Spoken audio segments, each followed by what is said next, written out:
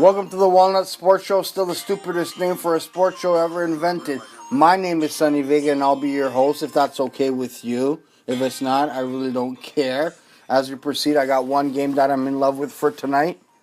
Also, we're going to recap the going-ons in the sports betting world from Saturday and, of course, yesterday.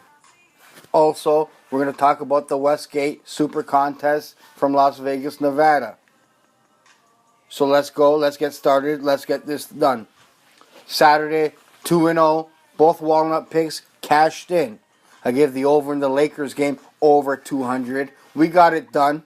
Fun. I put a little bit of money in my pocket. Also, Vautech and Clemson. I gave out the Vautech plus 10.5 as my Walnut pick. We cashed in on that one as well. I hope you did too, but if you didn't, I really don't give a care. 2-0. I made a bunch of money on the day. I'm happy. I went out to celebrate at my local adult entertainment establishment here. Some good news to pass along from there. I think I'm in love. I think I found her. Miss Right. I told her so. I told her that I was in love with her. And she told me that she was in like with me as well. I have another date set up with her tonight. She has to work, but it's still a date. I'm going to see her nevertheless. So I had a great night Saturday going 2-0 and meeting maybe my future bride. My wallet was empty Sunday morning, but that's a different story for a different day. Besides that, I had a great night. I'm going to ask her tonight maybe if we can take this to the next level. Fingers crossed. As we proceed, that's what happened Saturday. I went 2-0. Bro. Yesterday, 1-1. Not so good, not so bad. I had the under in the Atlanta Falcons game, Kansas City Chiefs, under 49. I tweeted those picks out because I was too hungover to do a podcast, whatever this is called. I tweeted out the Walnut pick, under 49, Atlanta Falcons. It didn't work out. And I knew in the first quarter that the game was over. No pun intended. But the way Kansas City was responding to Atlanta's offense, I knew the game was going to go over right there and then. That was a wash. Especially the pick six that Matt Ryan decided to throw at the end of the second quarter. That game upset me.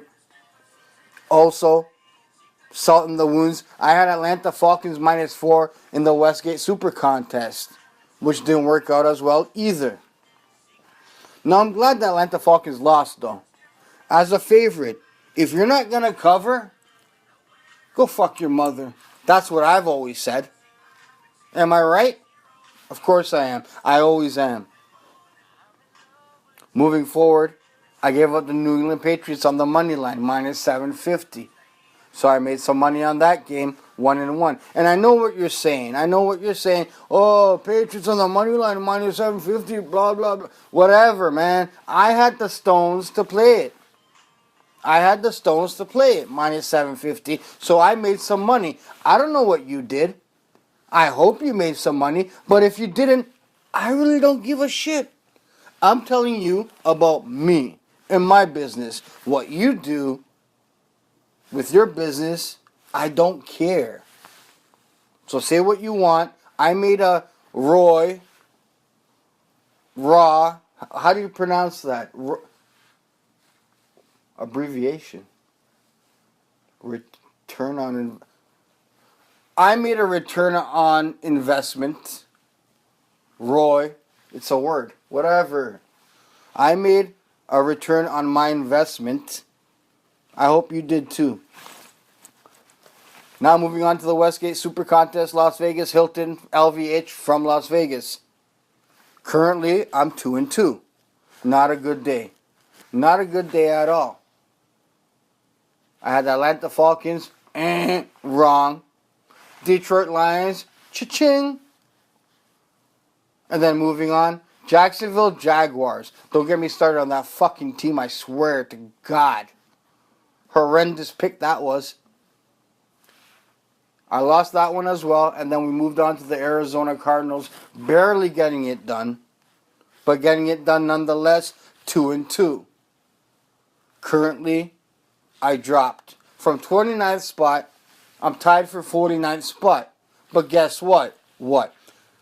I have one game in my pocket for tonight, Monday Night Football. I got the New York Jets, Jets, Jets. Now, if I can catch this game, if I can win this game, Jets +2 at home to Indianapolis, I can catapult up to 21st place based on my algorithm, based on my numbers, and my computer module thing, whatever they call it. But I'm not a mathematician or anything like that. But this is what I see. A lot of people ahead of me have the Indianapolis Colts. Currently, I'm sitting at 39 with 39 points. No, sorry, 37 points. No, sorry again. Fuck. I have 39 points currently. If I get this 1 point with the Jets +2 at home, it'll get me to 40 points, and I could be tied for 21st place. Now, going into this Sunday, I didn't think a 3-2 record would cut it, but everyone else is doing so garbage in this tournament, this year especially, that the playing field is pretty much even. I'm all for the Jets tonight. Hopefully they can get it done.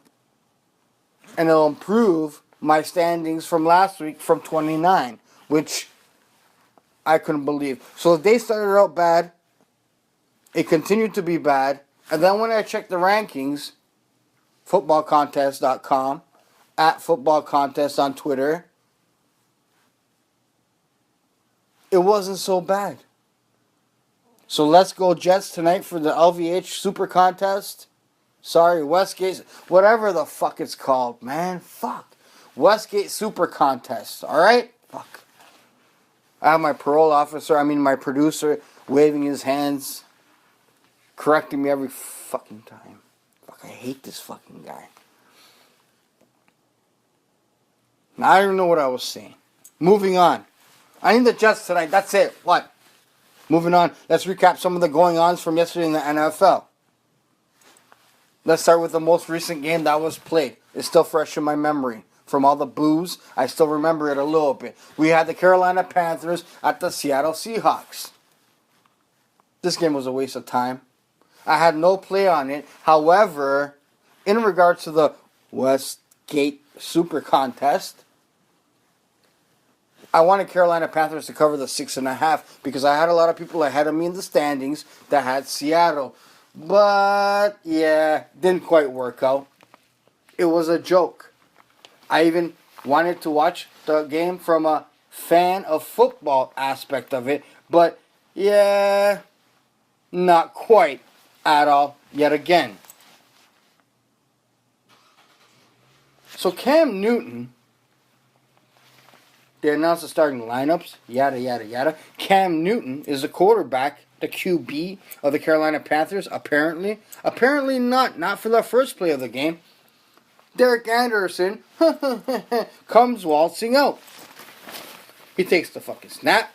He throws a pick. The end. And so much for that. Right off the bat, Seattle Seahawks turned that turnover into 3 points. It wasn't Derek Anderson's fault, by the way. Now, the interesting part about this story is no one had any idea why Cam Newton didn't start the game. Why it was Derek Anderson. Later we find out something about dressing appropriately, dress code something Cam Newton. It's ridiculous. Absolutely ridiculous. Second of all, Derek Anderson threw that pick. You're trying to discipline Cam Newton. Derek Anderson threw that pick. It's kind of unfair to him that you didn't let him go out one more time to redeem himself. Second of all. Okay? And it wasn't his fault. Now you're trying to discipline Cam Newton for his attire. He didn't wear a tie at a team meeting or some bullshit. So this is why he was benched for the first play of the game, for the first series. That's an embarrassment. That's an embarrassment. You're embarrassing your number one quarterback, the face of the franchise, on national television in prime time. And now y'all got egg on your face. Not only did you embarrass him, Ron Rivera is embarrassed too. The whole organization should be embarrassed for not wearing a tie. You want to discipline him? I get that. I got that. Discipline him in private. Keep it in-house. You don't need to make a spectacle of the guy. And trust me, I'm no Cam Newton fan. Trust. But you can't embarrass him on a stage like that. That's absolutely ridiculous. And if you are going to try to pull a move like that to kind of try to turn around your season, yeah, right, good luck with that. Try to turn around your season, at least have the decency to give Derek Anderson another chance. You embarrassed Derek Anderson as well. The whole organization, absolutely ludicrous. I've lost a lot of respect for that organization. I never had much of it, but whatever I did, it's gone. Out the window. I've been asking for Ron Rivera's head for years now. But last year, okay, 8-0, 9-0, 10-0. I had to shut my mouth. Okay, maybe they have something special there. I better shut my mouth. He's not a good coach. They got lucky last year. That it. Done. The game was a disaster. Cam Newton quotes after the game, it wasn't because of my tie. It wasn't because of the tie that we lost.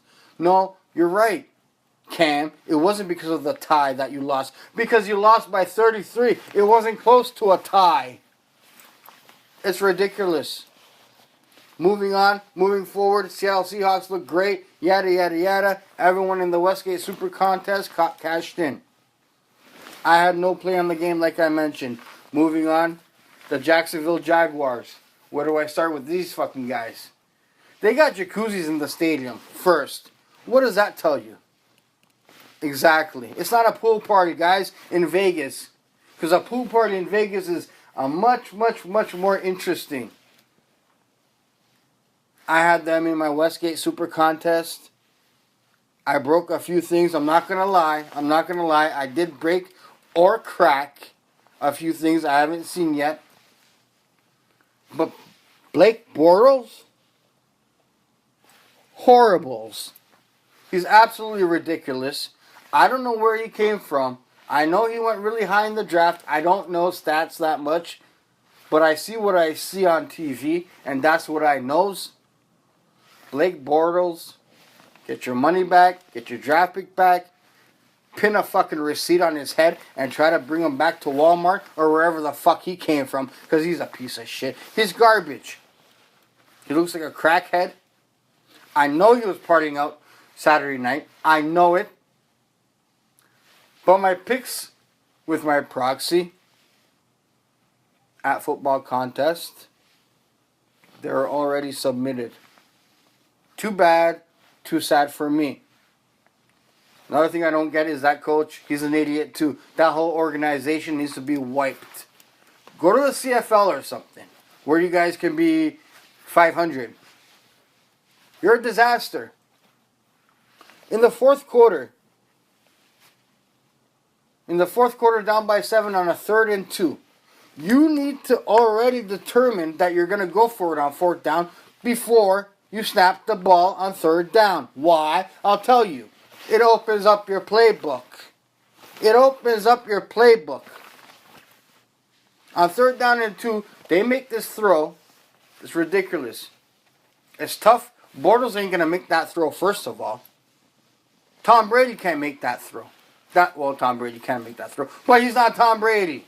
You leave the wide receiver in a very difficult position to try to make that catch on a 3rd and 2. Okay, fine. And then you go for it on 4th and 2? Absolutely ridiculous. If you know you're going to go for it on 4th and 2, Then you get a little creative with the playbook on 3rd and 2. You run it up the gut. Maybe a play action. Perhaps. But what do I know? What I fucking know is what I fucking know. On 3rd and 2, you don't throw that kind of pass. If you know you're going to go for it on 4th and 2. That's what you need to determine before you snap the ball on 3rd and 2. Thank you very much, Jaguars. Why don't you go soak in the fucking hot tub? Bunch of fucking walnuts. Fucking pissed off. As we move along here, what else happened yesterday? I went 2 and 2. Okay. Blah, blah, blah. I talked about that. I need the Jets tonight. Fine. Can I leave now? No.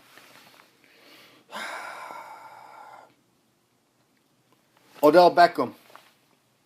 The ref told him to get out of his face. Who cares? Beckham is a bitch. A talent, but a bitch. He's upset because the ref told him when he went to go ask the ref something, the ref told him to get out of his face. Big deal. What have you said to the refs all these years, bud? Now, I'll tell you what else. These players, they have no respect for the refs because they're part-time. I've been saying this for years. Once I found out that the refs are part-time, my head almost exploded. Why aren't the refs full-time? Why aren't they making good money? That just makes it easier for people like me to pay them off. Have you ever respected someone that worked part-time? Have you ever went in a store to complain about a product or a service and said, can I speak to the part-time guy that works here? No. You want to talk to the manager. You want to talk to the head of the department. Someone that's working full-time, 40 hours a week. You don't want to talk to the part-time pimple-faced kid. That's how these refs are viewed. They're part-timers. So now because the part-time ref said to Odell Beckham, get out of my face, and I don't blame him either. Odell Beckham's all upset. Bah, bah, bah, bah. Shut the fuck up. Catch your balls, score your touchdowns, shut the fuck up. That's my 2 cents there. Moving along. Let's get to the Walnut pick of the day. In the association. Let's talk about this football game though. The over-under is 48 currently. A lot of points. A lot of points. The numbers tell me it's going to go over, but it's a no play for me. It's a no play. Gun to my head, sorry. Hot iron to my head. The Walking Dead. Hot iron to my head. I take the Jets at plus 1.5 currently. I would. But a no play for me. In the association, I like the Portland Trailblazers. Currently plus 4.5. I'm taking them. That's my Walnut pick of the day. And I'm hoping to go 1-0, bro. More importantly, I got my eyes on this Jets, Jets game. Hoping I can get that 1 point that I need to get me back up to 21st place. It would be an improvement from 29th place from last week. Let's try to get it done. Follow me on Twitter, please. I beg. The Sonny Vega. Follow me on SoundCloud. Download this fucking thing, whatever it is. Just download it, listen to it, and just whatever. Do I have to say this? I'm sorry. And oh yeah, those betting tips, whatever, they were for entertainment purposes only. Blah, blah, frickin' blah. Again, Portland Trail Blazers at Chicago, 8 p.m. Eastern start. Currently plus 4.5. That's my Walnut pick of the day. You do what you want. I really don't give a shit. I might be back tomorrow. Wish me luck on my date with my stripper ballerina girl thing. And have a good night, a bunch of fucking walnuts.